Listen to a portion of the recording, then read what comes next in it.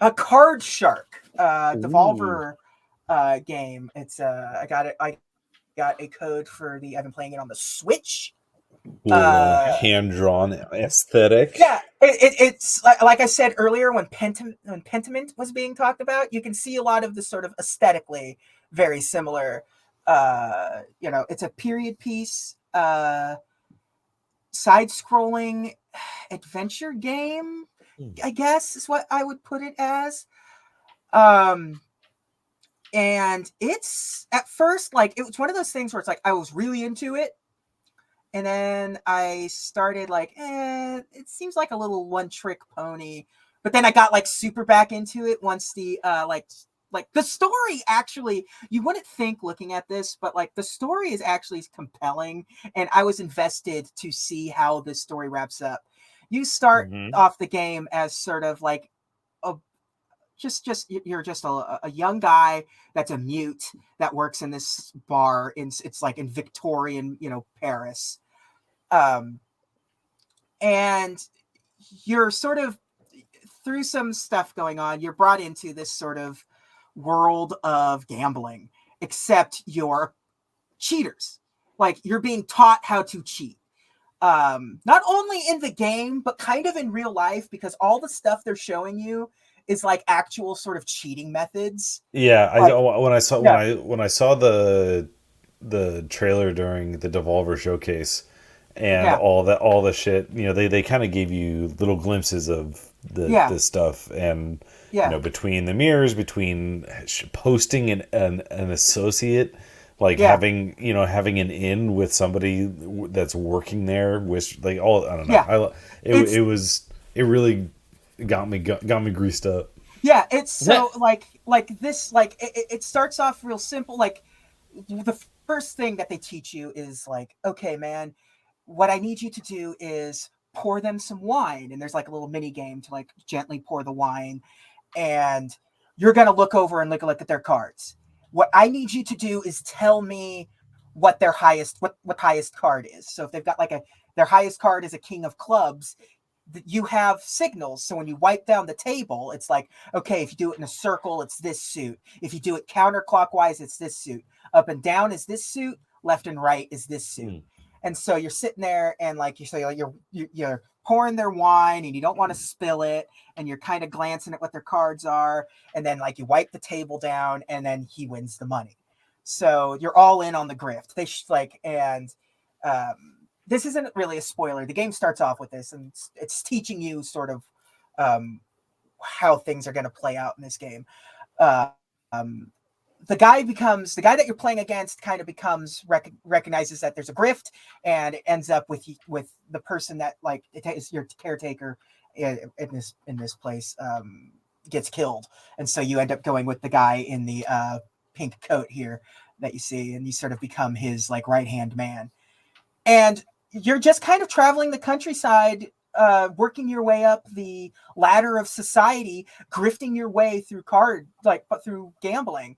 And it's teaching you how to like, they show you how to play 3 card Monty, and teach you like, if you were to really play 3 card Monty, you can really like use the stuff that they're showing you in here, like how to palm the cards and stuff. And you see marking cards here. And you see there's a little bar at the bottom. That's the suspicion meter. So Mm. this person is becoming slightly more suspicious. The longer you're doing something, the more suspicious they get.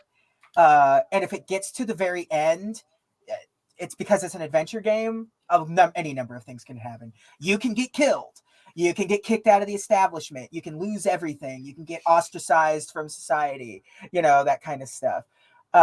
So you have to play careful while also like Mm-hmm. remembering all of these like card tricks that you've learned throughout the game, because you really do have to memorize these things at a time. Like you memorize the patterns that you have to put out, or how to shuffle, how to deal, how to cut the deck. And on top of all of this, the story is genuinely fascinating. There's like a mystery to be solved in here. And I Mm. got to the point where I kept like I said, at a point I kind of was like, I don't know if this is doing it for me, but I want to know where it ends. And as you get further into the game, the stakes get higher, the tricks get trickier. Some of the stuff that you've already learned gets harder. And it's just like it pays off. Like the game actually has a really good ending. It's only like 5 hours, so it's not a long game either. But it's got a very satisfying conclusion to it. Like I didn't feel like it was all not worth it at all. It's a gorgeous game. Cool. It looks great. It plays great. It's a really cool concept. I like this concept where you're not really the one playing cards most of the time. Which, you know, you would think in a game, like a gambling game like this, you would play. There are times where you have to, because you have to show like you've got like. I love how fast the thumb is just like. Yeah. Yeah, well, you have to be speedy, or else they're gonna get like super suspicious. So you're a very qualified, card grifter. So card shark. I mean, it's right in the title. But yeah, it's. Sweet. I highly, highly, highly recommend this game to just check it out. Taylor, if just looking at this did it for you, then I think you'll enjoy it through and through. Yeah, well, also you said 5 hours and story driven. I'm like, we're hitting all the points. Yeah. Checking all the boxes. Yeah. Just a question in terms of like how it's actually played. Like we're watching gameplay if you're listening to audio.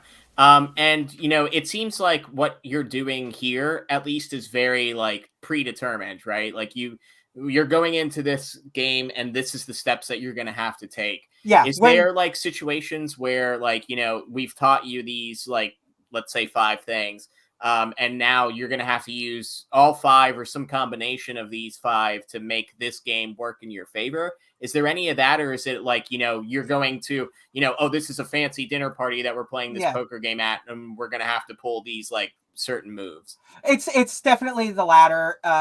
You don't really get to free form it too much. You can't just like all of a sudden decide you're going to do like, card jiggering or anything like that, or like card marking or something. Like going into it, you know how you're going to grift this side of society, this part of society. So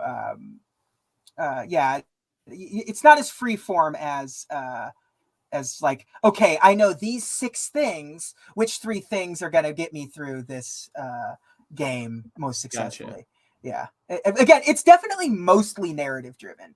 And like even the controls are very simple things. Like I've been playing on the Switch, so it's a lot of like just button like QTEs. It's a lot of QTEs.